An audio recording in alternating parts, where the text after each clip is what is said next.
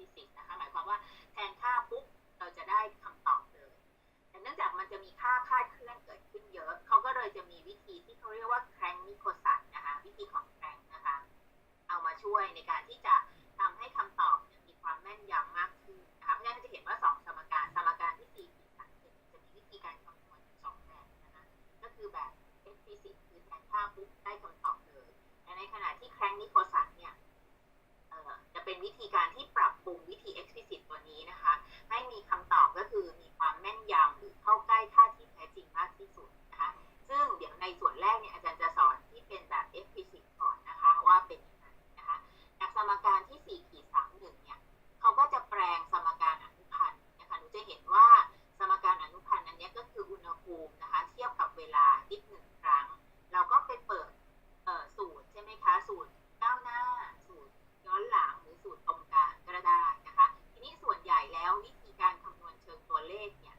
ถ้าอะไรที่มันเปลี่ยนแปลงตามเวลานะคะเปลี่ยนแปลงหรือเทียบกับเวลาเขามักจะนิยมใช้สูตรก้าวหน้าก็คือ forward นะคะหนูก็แปลงสมการตัวนี้นะคะอนุพันธ์ตัวนี้ให้อยู่ในเทอมของที่เป็นตัวอุณหภูมิแต่ละจุดมาลบกันนะคะก็คือใช้ไปเปิดที่สูตรก้าวหน้านะคะไปเปิดที่สูตรก้าวหน้าแล้วดิฟ1ครั้งเนี่ยสูตรเป็นอย่างไรนะคะในขณะที่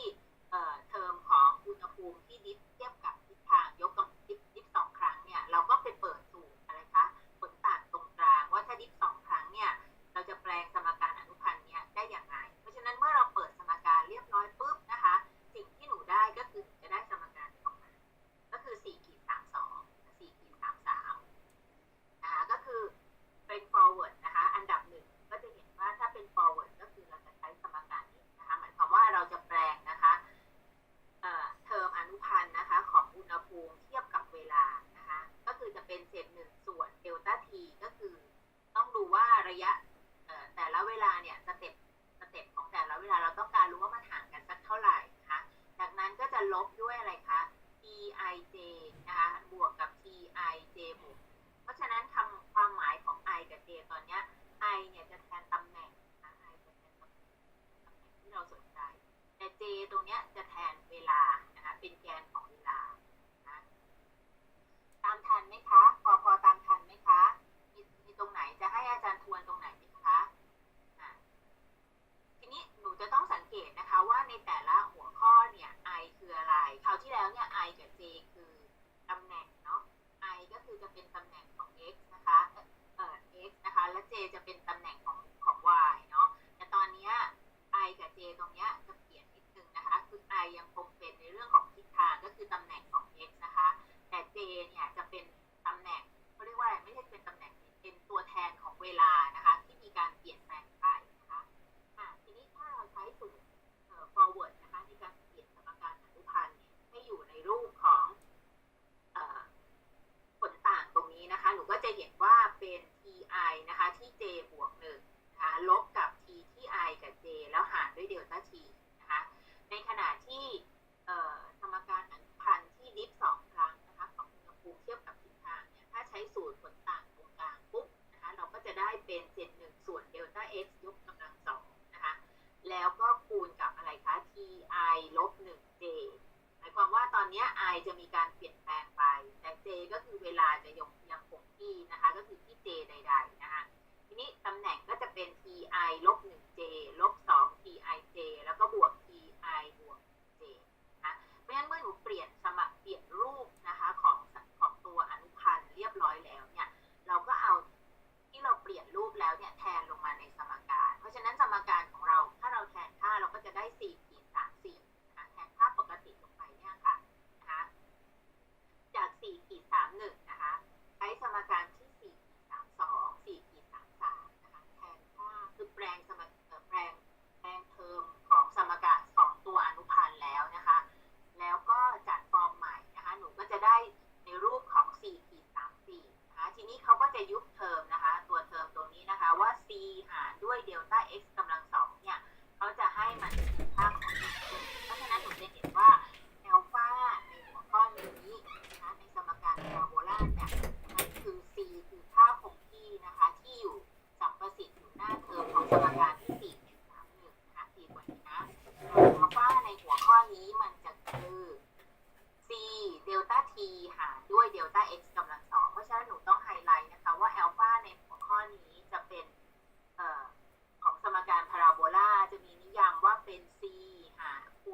ต้าทีหารด้วยเดลต้า x กำลังสองซึ่งจะต่างจากอัลฟาในหัวข้อที่แล้วนะคะอันนี้หนูต้องระวังนะคะว่าเราจะถึงแม้อัลฟามันจะเป็นตัวแปร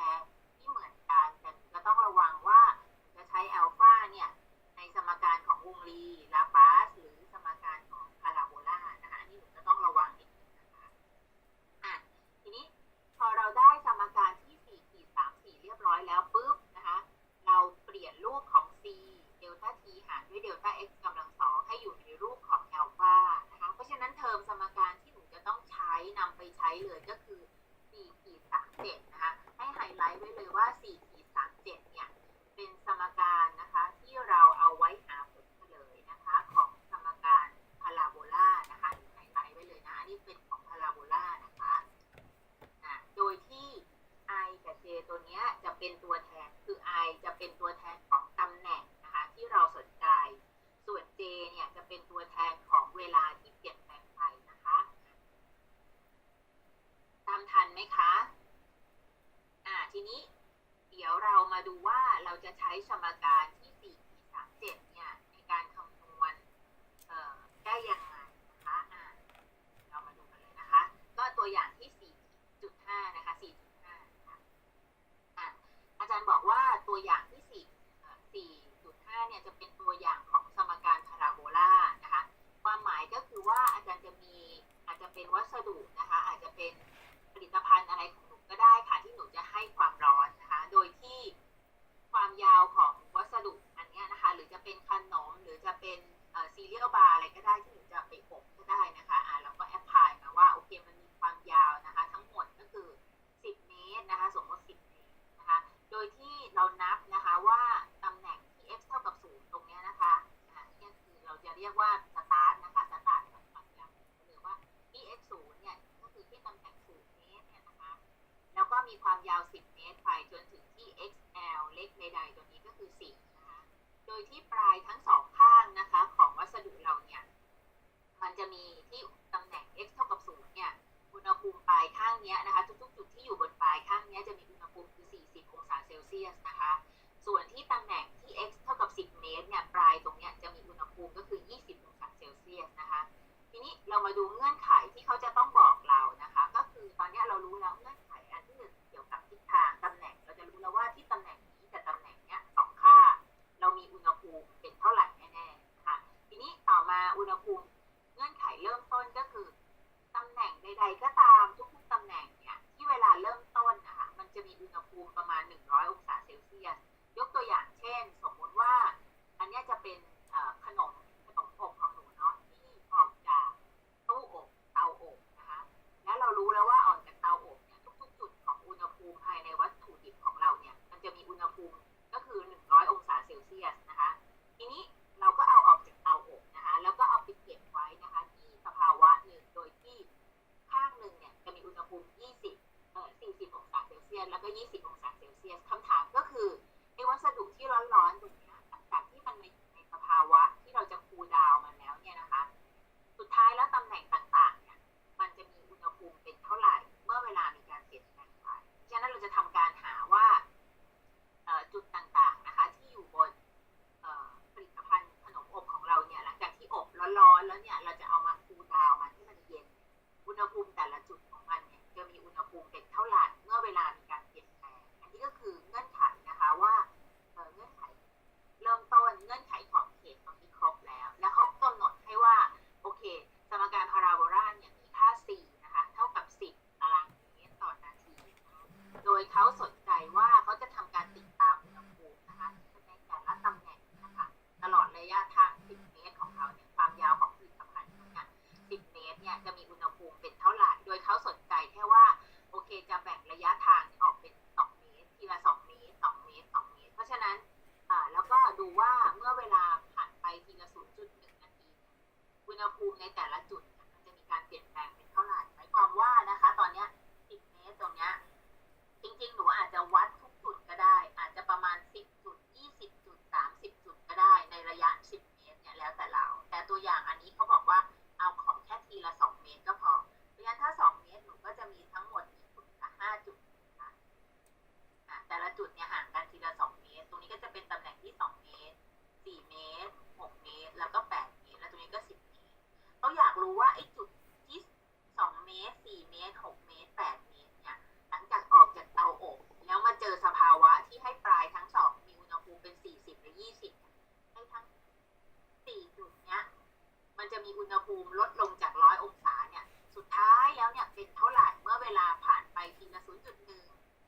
0.1 นาทีไปเรื่อยๆหนูจะเห็นว่าถ้าหลักการ common sense แล้วเนี่ยเราก็จะเห็นแล้วว่าจาก100เนี่ยพอมันมาเจออุณหภูมิที่มันต่ำกว่ามันจะมีการถ่ายเทหรือถ่ายโอนความร้อนเกิดขึ้นเพราะฉะนั้นอุณหภูมิที่ตำแหน่ง2 4 6 8มันจะไม่ใช่100แล้วคำถามก็คือแล้วมันจะเป็นเท่าไหร่นะคะมันจะเป็นเท่าไหร่ทีนี้กว่ามันจะถึงสภาวะ steady state เนาะอุณหภูมิของแต่ละตำแหน่ง2 4 6 8เนี่ยมันก็จะค่อยๆลดลงไปเรื่อยๆนะคะเรารู้แน่ๆว่ามันลดลงไปเรื่อยๆแต่คำถามคือลดลงแล้วเป็นเท่าไหร่อันนี้คือหน้าที่ของเราจะต้องหาค่ะนักศึกษาเข้าใจตัวอย่างอันนี้ไหมคะหมายความว่าตอนนี้ก็คือที่ตำแหน่ง2 เมตร 4 เมตร 6 เมตร 8 เมตรเนี่ยเดิมทีเดียวเนี่ยเขาเคยเป็น100 องศาเซลเซียสมาก่อนนะคะจากนั้นเราก็เอามันออกมาจากเตาอบนะคะปรากฏว่าเอามาไว้ที่สภาวะที่บอกว่าฉันจะฟิกให้ปลายข้างหนึ่งเนี่ยคือต้องมีอุณหภูมิ40 องศาเนาะแล้วก็อีกปลายข้างหนึ่งที่ตำแหน่ง10 เมตรคือ20 องศาเพราะฉะนั้นหนูจะเห็นว่าอุณหภูมิมันไม่เท่ากันแล้วจาก100มันไม่มีทางเป็น100ตลอดเวลาหลังจากออกเตาอบแล้วใช่ไหมคะมันก็จะต้องค่อยๆลดลงนะคะคำถามก็คือเราจะติดตามดูว่าตำแหน่งที่เราสนใจหนูจะสนใจกี่ตำแหน่งก็ได้นะคะตรงนี้แต่ตอนนี้ตัวอย่างนี้ยกตัวอย่างว่าสนใจประมาณ4 ตำแหน่งนะคะแต่ละตำแหน่งห่างกัน2 เมตรนะคะก็คือตำแหน่งที่2 เมตร 4 เมตร 6 เมตร 8 เมตรเนี่ยพอเอาออกมาปุ๊บเนี่ยเราเริ่มนับเวลาเลยว่าทีละ 0.1 นาทีเนี่ยตำแหน่งที่2 4 6 8 เมตรเนี่ยอุณหภูมิมันจะเป็นเท่าไหร่มีการเปลี่ยนแปลงเท่าไหร่เขาจะทำการติดตามดูว่าตำแหน่งที่2 4 6 8เนี่ยในทุกๆ 0.1 นาทีอุณหภูมิมีการเปลี่ยนแปลงเท่าไหร่นะคะอันนี้พอเข้าใจนะคะพอเข้าใจโจทย์ไหมคะพอเข้าใจไหมคะถ้าเงียบหมายความว่าเข้าใจเนาะทีนี้ต่อมาเราจะทำยังไงล่ะทีนี้เราจะติดตามอุณหภูมิที่ตำแหน่ง2 เมตร 4 เมตร 6 เมตร 8 เมตรอย่างนั้นนะคะเราก็มาใช้สูตรที่เท่าไหร่คะที่อาจารย์บอกก็คือ4-37นะคะเพราะมันเป็นตัวอย่างของสมการพาราโบลาเราก็ใช้4-37เป็นตัวช่วยก่อนอื่นเราก็ต้องหาอัลฟาของสมการ4-37ก่อนอัลฟาบอกว่ามันคือ c คูณด้วยเดลต้า t หารด้วยเดลต้า x กำลัง2ซึ่งในที่นี้โจทย์กำหนดให้ c คือ10ใช่ไหมคะ10 ตารางเมตรต่อนาทีนะคะโดยที่อุณหภูมิก็คือเดลต้า t ทีละ 0.1 นาทีเดลต้า t หนูจะเป็นเท่าไหร่ก็ได้นะคะแล้วแต่ความสนใจของเราว่าเราจะดูการเปลี่ยนแปลงทุกๆนาที5 นาที2 นาทีก็แล้วแต่โจทย์ที่บอกว่าสนใจทุกๆ 0.1 นาทีเพราะอยากเห็นการเปลี่ยนแปลงที่ค่อนข้างที่จะชัดเจนเพราะถ้าเราดูระยะเดลต้า t มากเกินไปบางทีเราคือปล่อยมันนานเกินไปอย่างเงี้ยค่ะมันก็อาจจะเย็นเร็วเนาะก็จะไม่ค่อยเห็นการเปลี่ยนแปลงของอุณหภูมิเขาก็เลยบอกว่าขอดูทีละ 0.1 นาทีละกันนะคะเราก็แทนค่าอัลฟาลงไปก็คือ c เดลต้า t หารด้วยเดลต้า x กำลัง2ก็แทนค่าที่โจทย์กำหนดไปเราก็จะได้อัลฟาเป็น 0.24 นะคะจากนั้นเนี่ยมันมีอันหนึ่งก็คือว่าอันนี้แล้วแต่หนูนะคะอันนี้มันหนังสือบางเล่มมันไกลว่าโอเคตอนเขาจะพยายามปรับตัวนี้ค่ะ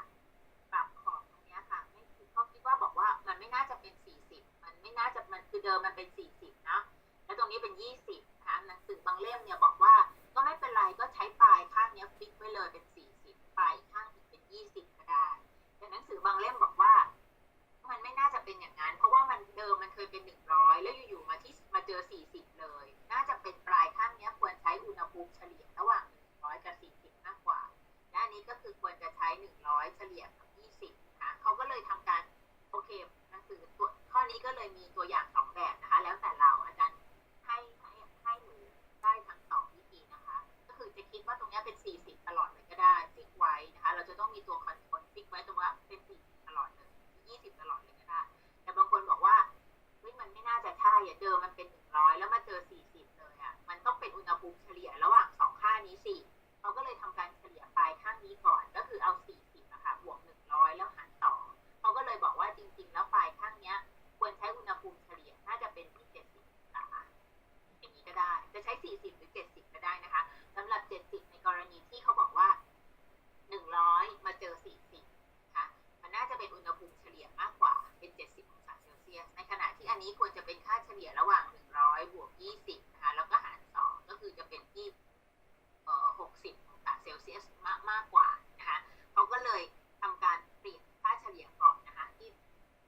ยะ x ที่ตำแหน่ง0กับที่ตำแหน่ง10นะคะจากนั้นก็มาประยุกต์นะคะมาประยุกต์ใช้สมการนะคะที่4-37ตัวนี้นะคะในการช่วยก็คือจากตัวอย่างในรูปนี้นะคะในรูปนี้นะคะอาจารย์ก็ปรับก่อนว่าตรงนี้อาจารย์ให้ทุกๆจุดตรงนี้เป็น10ก่อนและหลังจากนั้นเนี่ยมันก็จะเริ่มใช้ค่าเป็น40ได้แล้วทุกจุดนี้นะคะเพราะเขาจะคิดแค่ตรงค่าตอนแรกที่มันมาเจอกันนะคะการเปลี่ยนแปลงกระทันหันเลยมันจะใช้ค่าเฉลี่ยเป็น70แต่พอเวลาผ่านไปปุ๊บเขาอนุญาตว่าเราสามารถที่จะฟิกหรือคอนโทรลอุณหภูมิให้เป็น40ได้เขาก็จะฟิกว่าหลังจากที่ผ่านไป1นาทีแล้วเนี่ยขอบทุกจุดตรงนี้จะเป็น40ตรงนี้จะเป็น20แต่เฉพาะช่วงแรกที่เริ่มต้นเท่านั้นนะคะที่มาเจอกันก็คือใช้70กับ60แต่จริงๆหนูจะใช้40ทั้งหมดเลยก็ได้หรือ40ทั้งหมดเลยก็ได้อาจารย์ก็ไม่ว่าอะไรนะคะในกรณีที่เราคอนโทรลอุณหภูมิไปทั้งสองข้างได้ค่อนข้างดีนะคะทีนี้เขาก็เลยสนใจว่าจุดที่ตำแหน่งนี้นะคะ4จุดเนี้ยมันจะมีอุณหภูมิเท่าไหร่นะคะเมื่อมันมีการเปลี่ยนแปลงนะคะตามเวลาแล้วก็ตำแหน่งนะคะทีนี้อาจารย์ใช้สัญลักษณ์คำว่า T10 T20 T30 T40 หมายความว่าตอนนี้อาจารย์แบ่งออกเป็นทั้งหมด4จุดเนาะจุดที่1ก็เป็นอุณหภูมิของจุดที่1นะคะ1ก็คือตำแหน่งของจุดนะคะจุดที่1 T2 ก็คือจุดที่2 T3 ก็คือจุดที่3นะคะคือที่ระยะ6เมตร T4 ก็คือตำแหน่งจุดที่4ที่ระยะ8เมตรทีนี้อาจารย์คอมมาแล้วสับสคริปต์0ไว้0หมายความว่าที่เวลาเริ่มต้นก็คือตัว J นั่นแหละแต่เป็นที่เวลาเริ่มต้นอาจารย์ก็เลยใช้สัญลักษณ์คำว่า10หมายความว่าเป็นอุณหภูมิที่ตำแหน่งที่1ก็คือที่ระยะ2เมตรที่เวลาเริ่มต้นนะคะนี่พอเข้าใจนะคะต่อมาเนี่ยสิ่งที่เราจะต้องหาคือตอนนี้เรารู้แล้วว่า1ต่อตำแหน่งที่1 2 3 4หรือที่ระยะ2เมตร4เมตร6เมตร8เมตรอันนี้อุณหภูมิเริ่มต้นจะเป็น100องศาเซลเซียสนะคะทีนี้พอเวลามันผ่านไปปุ๊บที่ 0.1 ปุ๊บเนี่ยอุณหภูมิตรงเนี้ยมันจะไม่ใช่100องศาเซลเซียสแล้วแต่มันจะเป็นอะไรไม่รู้เราจะต้องหาอาจารย์ก็ใช้สัญลักษณ์ว่าเป็น T11 นะคะ T21 T31 T41 หมายความว่าตอนนี้จุดของมันก็คือเป็นอุณหภูมิจุดที่1จุดที่2จุดที่3จุดที่4นะคำว่าจุดที่1หมายความว่าก็คือตำแหน่งที่2เมตรจุดที่2ก็คือตำแหน่งที่4เมตรจุดที่3ก็คือ6เมตร4ก็คือ8เมตรที่ตำแหน่ง8เมตรคำว่า1และสับสคริปต์1หมายความว่าตอนนี้เราสนใจนะคะตรงเนี้ย J ตรงเนี้ยเป็น1หมายความว่าเราสนใจที่อุณหภูมิเวลาที่ 0.1 นาทีเองซึ่งตรงเนี้ยจะเป็นตัวแปรหมดเลยซึ่งเราจะไม่ทราบว่ามันมีค่าเป็นเท่าไหร่มันจะไม่ใช่100แล้วนะทีนี้เราก็มาใช้นะคะสมการนะคะ4-7ในการที่จะหาว่าแล้ว T11 T21 T31 และ T41 จะมีอุณหภูมิเป็นเท่าไหร่นะคะซึ่งเราจะต้องรู้แล้วว่าตรงเนี้ยมันจะเป็นอุณหภูมิที่เวลา 0.1 นาทีพอเวลาผ่านไปที่ 0.2 นาทีอีกตำแหน่งนี้ก็จะเปลี่ยนแปลงอุณหภูมิก็จะเปลี่ยนแปลงไปอาจารย์ก็จะใช้สัญลักษณ์เป็น T12 T22 T32 T42 ตำแหน่งยังคงเหมือนเดิมก็คือจุดที่1จุดที่2จุดที่3จุดที่4แต่คอมมา2222หมายความว่าตอนนี้เราสนใจที่เวลา 0.2 นาทีนะคะทีนี้เดี๋ยวเรามาดูนะคะว่าเราจะหาอุณหภูมิแต่ละจุดได้ยังไงในแต่ละเวลาเราก็เริ่มที่เวลา 0.1 นาทีก่อนนะคะหนูก็มาใช้สมการที่ 4-37 นะคะ 4-37 บอกว่าที่ตำแหน่งใดๆก็ตามนะคะที่เราสนใจนะคะที่ I ก็คือที่ตำแหน่งที่เราสนใจณเวลาที่เปลี่ยนแปลงไปก็คือที่ J บวกนะตอนนี้เราอยู่ที่เดิมเนี่ยเราอยู่ที่ J ก็คือที่เริ่มต้นก็คือที่0นาทีเริ่มต้นเลยแต่ตอนนี้เราบอกว่าเรา0นาทีเราไม่อยากรู้แล้วเพราะเรารู้มันคือน้อยเราอยากรู้ว่าที่ 0.1 นาทีจะเป็นเท่าไหร่นะคะซึ่ง 0.1 นาทีตรงนี้มันก็คือ J บวก1ของเราเนี่ยจะกลายเป็นที่ 0.1 นาทีนะคะมันจะเท่ากับนะคะอัลฟานะคะคูณกับ Ti ลบ 1J เพราะฉะนั้นจะเห็นว่า I ลบ 1คือตำแหน่ง I ที่ลบ 1มาแต่ J ตรงนี้จะต้องเป็นเวลาที่เริ่มต้นก็คือที่0เพราะตอนนี้เราสนใจที่ T เท่ากับ0บวก1 0.1 เนาะก็เหมือนกับตอน อยู่ที่ j บวกเองนะคะทีนี้ส่วนตำแหน่งเดิมอย่างเงี้ยค่ะที่ j ตรงนี้ก็คือที่ตำแหน่ง t เท่ากับเริ่มต้นก็คือ0นั่นเองนะคะแล้วก็บวกกับ1ลบ2อัลฟา tij นะคะแล้วก็บวกกับอัลฟา ti บวก1j นะคะทีนี้เดี๋ยวเราลองมาดูที่ว่าเราจะหายังไงเพราะฉะนั้นแสดงว่าตอนนี้นะคะตัวแปรตัวใหม่ของเรา tij บวก1ก็คือจะเป็นตัวนี้หมดก็คือจะเป็นตัวนี้อันนี้ค่ะตอนนี้เราดูที่ ti 1ก่อนค่ะ t 1 1เพราะฉะนั้น t 1 1เนี่ยมันก็จะเท่ากับอะไรคะตรงนี้อาจารย์ก็แทน tij บวก1ตรงนี้ก็คือที่ t 1 1ตรงนี้นะคะจะเท่ากับอัลฟาก็คือเศษ1ส่วน4เนาะอัลฟามันคือเท่าไหร่คะที่เขาหาก็คือเศษ1ส่วน4หรือ 0.25 อาจารย์ใช้เศษ1ส่วน4นะคะเศษ1ส่วน4ทีนี้ ti ลบ 1j อยู่ตรงไหนตอนนี้เราสนใจที่ตัวนี้ก่อนอันแรกเราสนใจที่ตัวนี้ti ลบ 1j i ลบ 1ก็ถอยลงมาเป็น i ลบ 1แต่มันเป็นที่เวลา j นะเวลา j ก็ต้องดรอปลงมาที่ตรงนี้เพราะฉะนั้นอุณหภูมิตรงนี้ก็จะกลายเป็น70นะ70เพราะฉะนั้นตรงนี้หนูก็จะได้70ออกมาต่อมาแล้วก็บวกกับ1ลบ2อัลฟาก็คือ1ลบ2เศษ1ส่วน4เราก็จะได้ออกมาเป็นเศษ1ส่วน2ทีนี้ tij คือตรงไหน tij ตอนนี้เราอยู่ที่ตำแหน่งนี้นะ ti ก็คือ i อยู่ตรงนี้แต่ j ก็คือณตำแหน่งนี้ที่เวลา j ก็คือที่เวลาเริ่มต้นก็จะกลายเป็นอุณหภูมิตรงนี้ก็คือ100นะคะก็คือ100แล้วเราก็บวกกับอะไรคะเศษ1ส่วน4ก็คืออัลฟา ti บวก 1j ก็คือตำแหน่งขยับไปแต่เวลาเดิมนะคะ i บวก1ก็คือเราตอนนี้เราอยู่ที่ตรงนี้ i บวก1ก็ต้องขยับมาที่ตรงนี้แต่ว่าใช้เวลาเดิมก็คือที่เวลา j ก็คือตรงนี้ฉะนั้นตรงนี้ก็จะกลายเป็น100นะคะเพราะฉะนั้นหนูก็จะเห็นว่าได้เป็น100พอเราแทนค่าเสร็จจะเห็นว่าค่าของมันจะออกมาเลยว่า t 1 1ก็คือ t ตำแหน่งที่1ที่เวลา t เท่ากับเท่าไหร่คะ 0.1 เนี่ยอุณหภูมิจากเดิมเคยเป็น100จะกลายเป็น 92.5 องศาเซลเซียสนะคะมีใครงงตรงนี้ไหมคะทุกคนตามทันไหมคะทันครับโอเคทีนี้ต่อมาเราก็ขยับไปที่ตำแหน่งที่2ณเวลา t เท่ากับ 0.1 เนาะตอนนี้นะคะอาจารย์ก็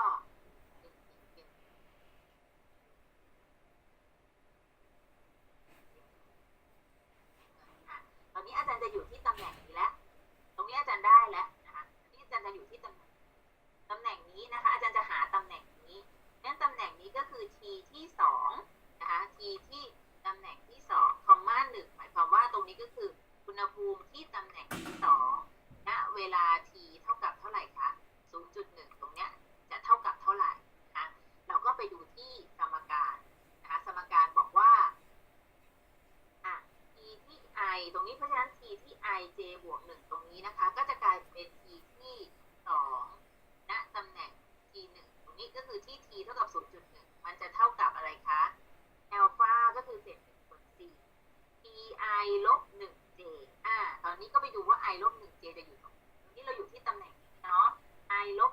1ก็ต้องถอยมาทางนี้ถูกไหมคะแต่มันคือ j ไม่ใช่ j บวก 1เพราะฉะนั้นเมื่อมันเป็น j เวลาเดิมมันก็จะต้องดรอปลงมาที่ตรงนี้เพราะฉะนั้นอุณหภูมิตรงนี้ก็จะกลายเป็น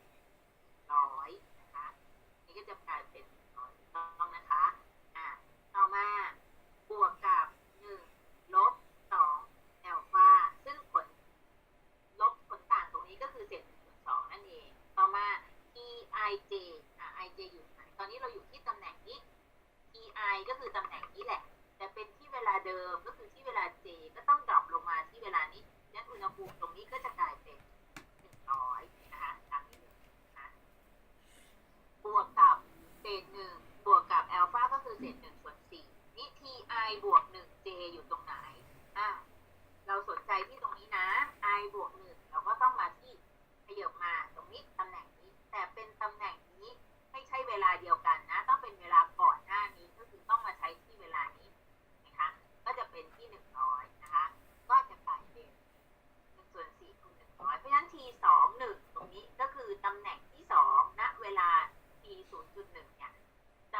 T2 ตรงเนี้ยก็จะเป็น100องศาเซลเซียส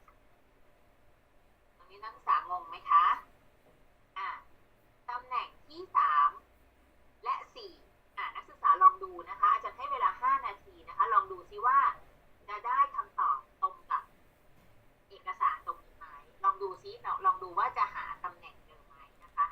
ลองดูนะคะ5นาทีนะคะเดี๋ยวอาจารย์จะถามนะคะเดี๋ยวอาจารย์จะเรียกว่า